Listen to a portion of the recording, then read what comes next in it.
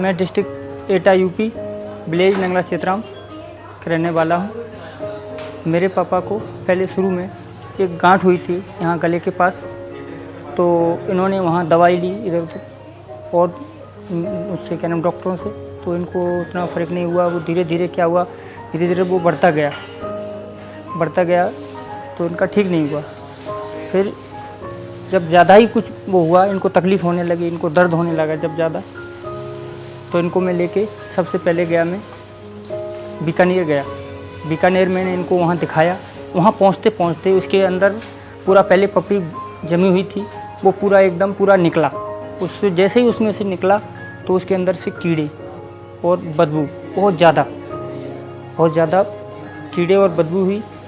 तो हम लोग घबरा गए, क्या करें क्या न करें। अब तो इनकी हालत बहुत ज़्यादा डाउन है, इनके दर्द बहुत ज़्यादा हो रहा था। तो वहाँ मैंने दिखाया, वहाँ हॉस्पिटल में दिखाया, तो उन्होंने देखने के बाद उन्होंने कहा ठीक है मैं ये करूँगा। और वहाँ पर क्या था कि वहाँ बहुत दूर था हमारे लिए बीकानेर, तो वहाँ से हम लोग क्या किया, सीधे हम बीकानेर से यहाँ आए आगरा आने के बाद तो यहाँ न्याती हॉस्पिटल में दिखाया। न्याती हॉस्पिटल में दिखाने के बाद बोला अभी यहाँ पर भी डॉक्टर साहब नहीं, डॉक्टर साहब मथुरा में हैं। तो मैं सीधा मथुरा गया। मथुरा इनको वहाँ दिखाया मैंने। वहाँ पर हमको डॉक्टर आशुतोष सर मिले, इनको बताया मैंने। तो इन्होंने मेरे को पूछा आप कहाँ के रहने वाले हो, क्या हो। मैंने कहा ऐसे मैं एटा का रहने वाला हूँ। और बोला आपके नज़दीक तो एटा पड़ता है, तो आप ऐसा करो यहाँ नहीं, आप एटा आगरा चलो वापस, आपका कोई प्रॉब्लम नहीं होगी, जो भी प्रॉब्लम है आपकी मैं सारी सॉल्व करूँगा और इनको देखूँगा और ये ठीक होंगे। तो मैं इनके बताए हुए उन्होंने वहाँ पर क्या किया, ड्रेसिंग की, जो भी कीड़े कूड़े थे जो भी वेस्ट थे इसमें निकाले और ड्रेसिंग करके मेरे को दवा दे के और वहाँ से आगरा के लिए भेज दिया।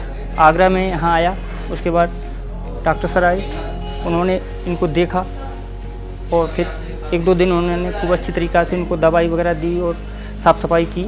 उसके बाद उन्होंने एक छोटा ऑपरेशन किया, इनका जो भी कीड़े कूड़े थे उनको निकालने के बाद फिर 2-3 दिन इनको फिर उसको घाव को उन्होंने ठीक से फिर सही होने दिया। क्यों, अगर ये ठीक से अगर इसको सही नहीं होने देते इनके बहुत ज़्यादा दर्द होता।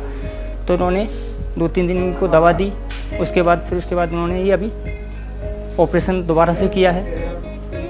तो ये ऑपरेशन बहुत अच्छा किया सर ने, अभी इनकी हालत बहुत अच्छी है। सर ने बहुत इसमें मेरे को पूरा सहयोग, बहुत बड़ा सहयोग पूरा डॉक्टर आशुतोष सर का और इस न्याती हॉस्पिटल का बहुत आभारी हूँ, जो कि इन लोगों ने बहुत अच्छी तरीक़ा से मेरे पापा की देखभाल की। मैं सभी लोगों को जो कैंसर के पीड़ित हैं, जो भी कुछ है, मैं उनको बताना चाहता हूँ इस आगरा के अंदर हॉस्पिटल बहुत सारे हैं। जो फैसिलिटी और जो चीज़ इस न्याती हॉस्पिटल के अंदर है वो हमको कहीं देखने को नहीं मिला। मैं पहली बार इस हॉस्पिटल में आया, इन्होंने मेरे को हर तरीक़ा से यहाँ सपोर्ट मिला, देख रेख बहुत अच्छी है, हर चीज़ है। और हॉस्पिटलों में इतना जो गया मैं उनमें इतना वो नहीं मिला मेरे को कहीं भी। और यहाँ पर जो हमारे डॉक्टर साहब हैं आशुतोष चौहान जी, वो हमारे लिए एक भगवान के रूप में हुए, जो कि मेरे पापा की आज इस हालात में ज़िंदा हैं, सही हैं, ठीक हैं। नहीं तो इनको बचाने वाला कोई नहीं था। मैं तो ये सोच लिया था कि बचना मुश्किल है, लेकिन सर डॉक्टर आशुतोष सर ने मेरे को पूरा ढांढस बताया, बोला आप चिंता मत करो, मैं ठीक करूँगा, आप चिंता न करें बिल्कुल। अच्छा, ये हमारे पेशेंट श्री रमेश चंद्र हैं। इनकी जब रिपोर्ट्स हमने देखी थी तो इनको एक प्राइमरी लीजन पहले इनके टंग में था, जिसका wide local excision medical college में हो चुका था।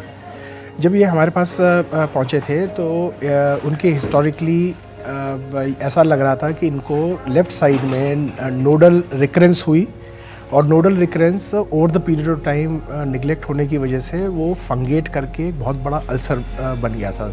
एट टाइम ऑफ प्रेजेंटेशन हमारे पास एक बहुत बड़ा ulcer upper half of the left neck में था, मेजरिंग अराउंड 10x7 सेंटीमीटर, जिसमें secondary bacterial infection and maggots थे। So now challenges of this case is patient को एडमिट करके सबसे पहले we have to clean the wound and सारे maggots clear करने होते हैं। तो पहले हम लोगों ने फर्स्ट सिटिंग में हमने इनका वूंड डिब्राइमेंट करके वूंड को हमने एक हेल्दी बनाया। अंडर सेम सिटिंग हमने जब एक्सप्लोर किया तो व्हाट वी फाउंड वाज कि जितना वुंड बड़ा दिख रहा था 10x7 उतने ही डेप्थ में था, and it was involving the left side of the jaw, the left mandible. So therefore we realise कि द डिजीज़ अब काफ़ी ज़्यादा एक्सटेंट है. Now going, so we then planned him for surgery. Now principle of surgery is primarily कि you have to remove the disease completely and totally.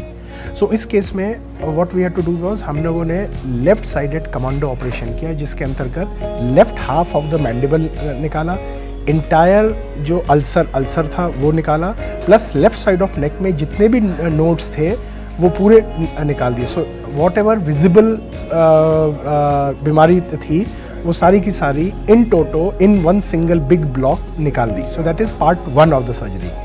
The second challenging part is जब इतना बड़ा defect बन जाता है, अंदर oral cavity के अंदर एक बड़ा सा डिफेक्ट है क्योंकि अब वहाँ पे मैंडिबल नहीं है और बाहर स्किन का इतना बड़ा लॉस है, सो उसको हमें रिकन्स्ट्रक्ट करना होता है. So the reconstruction we do is by using 2 flaps.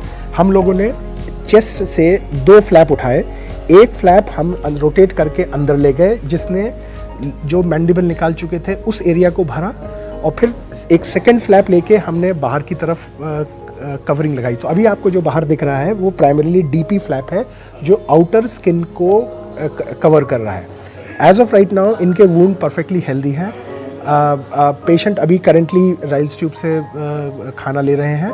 Next 3-4 days में हम इनको ओरल स्टार्ट कर देंगे एंड धीरे धीरे करके ये सारे सूचर्स निकल आएंगे, and with this we are very very confident कि ये कम्प्लीटली क्योर हो जाएंगे.